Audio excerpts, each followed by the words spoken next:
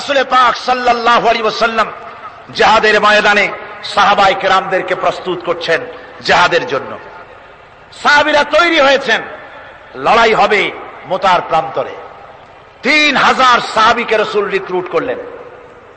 1 লক্ষ রোমান সৈন্য, তদানীন্তন পৃথিবীর সুপার পাওয়ার, সজ্জিত অস্ত্র সজ্জিত বাহিনী চলে এসেছে তারা মুতার প্রান্তরে। রাসূল 3000 তৈরি করলো, ওদিকে 1 লাখ আর এদিকে কয় হাজার। হুজুর নিজে এই জিহাদে যাননি, রাসূল পাক বললেন এই জিহাদের ময়দানে সেনাপতির দায়িত্ব পালন করবে আমার পালক পুত্র যায়েদ। কোথায় তুমি? যায়েদ দাঁড়িয়ে গেলেন। 2 নম্বরে এই জিহাদের সেনাপতির দায়িত্ব পালন করবে আমার চাচাতো ভাই জাফর বিন আবি তালেব। কোথায়? দাঁড়িয়ে গেলেন তিনি। 3 নম্বরে দায়িত্ব পালন করবে আমার সাহাবী আব্দুল্লাহ বিন রাওয়াহা। কোথায় তুমি? তিনিও দাঁড়িয়ে গেলেন। রাসূল তাদেরকে বললেন যে তোমরা চলে যাও, তোমাদের ঘরে গিয়ে বিবি বাল বাচ্চা মা বাপের কাছ থেকে সালাম করে আসো। আমার বন্ধুগণ, জিহাদের ময়দানে সেনাপতি কয়জন লাগে? হুজুর বললেন কয়জনের কথা? 3 জনের কথা। তার মানে হলো কারো বুঝতে কোনো কষ্ট রইল না, এই জিহাদের ময়দানে 3 জনের নাম যে নবীজি ঘোষণা করেছেন এর ভিতর থেকে একজনও ফিরে আসবে না। বোঝা হয়ে গিয়েছে। হযরতে যায়েদ বলেন, ইয়া রাসূলুল্লাহ, আমার আব্বা জান, আমি আপনার পালক পুত্র, আপনি অর্ডার করেছেন। আমার মা হযরত আয়েশা ঘরে বসে শুনেছেন, আমার তো আর যাওয়ার দরকার নাই, কারো কাছে বলারও দরকার নাই। হযরতে জাফর বিন আবি তালেব চলে গেলেন নিজের বাড়িতে, যে ডাক দিয়ে বলে, বিবিরে, আল্লাহ রাসূল আমাকে জিহাদের ময়দানে সেনাপতির দায়িত্ব দিয়েছেন, আমি তোমাকে বলতে এসেছি, সালাম করতে এলাম। তোমার সঙ্গে একসঙ্গে দীর্ঘদিন আমি ছিলাম, কোন হক তোমার আদায় করতে হয়তো পারি নাই, হয়তো জুলুম করেছি, অথবা আমার দ্বারা তোমার অধিকার নষ্ট হয়েছে। কিছু যদি কোনো ভুল ত্রুটি হয়ে থাকে আল্লাহর হস্তে আমারে মাফ করে দিও। বিবি বলে, প্রাণের স্বামী, রাসূলুল্লাহ আপনাকে জিহাদের ময়দানের জন্য নির্বাচিত করেছেন, আমি আপনাকে ফিরে থাকতে বলতে পারবো না। সুতরাং আমি আল্লাহর দরবারে দোয়া করি। স্ত্রী হাত তুলে বলেন, রব্বুল আলামিন, আমার প্রাণের স্বামী জাফরকে জিহাদের ময়দান থেকে গাজী বানায়া আমার ঘরের ভিতরে তুমি তাকে দয়া করে ফিরাইয়া দিও।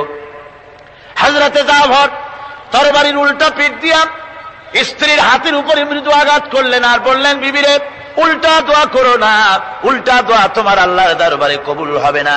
যেহেতু নবীজি আমার নাম 2 নম্বরে ঘোষণা করেছেন, আমার আগেও একজন আছে, পরেও আর একজন আছে। ও বিবি, নির্ঘাত ওই মুতার প্রান্তরে আমি শহীদ হয়ে যাব, জনমের মতো দেখা করতে আসলাম, এই জীবনে তোমার সাথে আমার আর দেখা হবে না। আমার বন্ধুগণ, হযরতে জাফরের স্ত্রী কাঁদতেছেন, বিবি বাচ্চাগুলা কান্দে। হযরতে জাফর বলেন, বিবিরে, এই বাচ্চাগুলি রেখে গেলাম, যেই রাস্তায় আমি জীবন দিতে যাচ্ছি এই রাস্তায় আমার ছেলেগুলোকে তুমি তৈরি করবে। সালাম করে তিনি চললেন।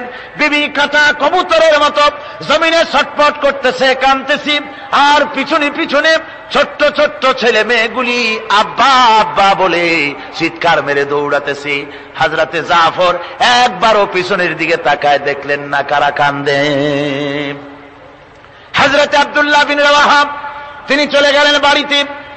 হযরতে আব্দুল্লাহ বিন রাওয়াহা বাড়িতে গিয়ে, সেই রাত্র ছিল তার বাসর সজ্জা, ফুল সজ্জার রাত ছিল, নতুন বিবাহ করেছেন। বাড়িতে গিয়া শোনেন বিবি কোরআনে কারীম তেলাওয়াত করতেছেন। হযরতে আব্দুল্লাহ বলেন রুমের বাইরে দাঁড়িয়ে, বিবিরে, আমি তোমার স্বামী আব্দুল্লাহ এসেছি, আমার সালাম নাও, কোরআন পড়া একটু বন্ধ করো। রাসূলুল্লাহ আমাকে জিহাদের সেনাপতি বানিয়েছেন, আমি জিহাদে যেতেছি, নতুন বিবাহ হলো, কোনো হক তোমার আদায় করতে পারি নাই, তুমি আমাকে মাফ করে দিও, আল্লাহর হস্তে আমার উপরও কোনো দাবি রেখো না। বিবি বলে, প্রাণের স্বামী, কোনদিন আপনাকে দেখি নাই, কোন রকম একটু দেখেছি, আর আমি মদিনার এক সুন্দরী মেয়ে, আপনি আমাকে ভালো করে দেখলেন না। আমার প্রাণের স্বামী, একবার আপনি ঘরে আসেন। স্বামী বলে, ওগো স্ত্রী, ঘরের ভিতরে আমি যাব না, ঘরের ভিতরে গেলে পরে তোমাকে দেখলে আমার মনের ভিতরে প্রেম ডাকবে, তোমার প্রতি আমার ভালোবাসা জন্মাবে, আমি ঘরের ভিতরে ঢুকতে চাই না।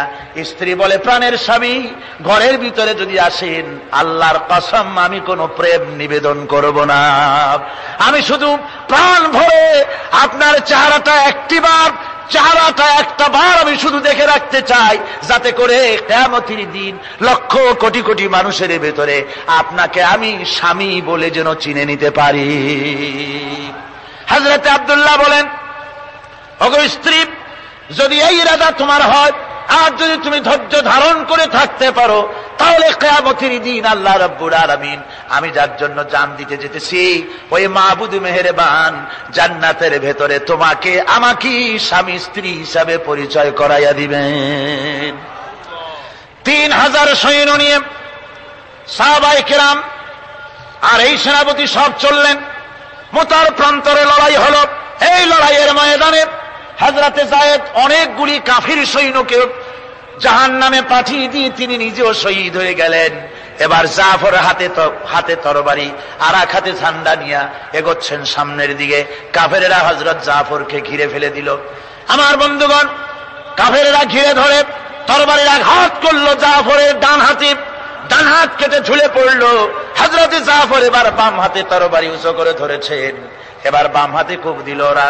এই কাটা দুইটা হাত দিয়ে বুকের সাথে হযরত জাফর ইসলামের পতাকাটাকে জড়াইয়া ধরলেন। পাশের সাহাবীকে ডেকে বলেন, ও রাসূলুল্লাহর সাহাবী শোনো, আল্লাহর নবীকে আমার সালাম বলে দিও আর শোনায়া দিও, জীবনের শেষ মুহূর্ত পর্যন্ত ইসলামের পতাকা উঁচু করে রেখেছিলাম, মাটিতে পড়তে দেই নাই। আমার মনে হয় আমি এখন শহীদ হয়ে যাব, যেহেতু আমি এখন আমার নাকের ভিতরে আল্লাহর জান্নাতের সুঘ্রাণ পেতেছি। হযরতে জাফর শহীদ হয়ে গেলেন। হযরত আব্দুল্লাহ বিন রাওয়াহা, হযরত আবু উবাইদা দুজনে মিলে ছুটলেন ঝান্ডা ধরার জন্য। ওনারা বলেন, এগিয়ে গিয়ে দেখি সামনের পরে দূরে পতাকা উঠতেছে। ভাবলাম আমরা যাওয়ার আগে ইসলামের পতাকা কে ধারণ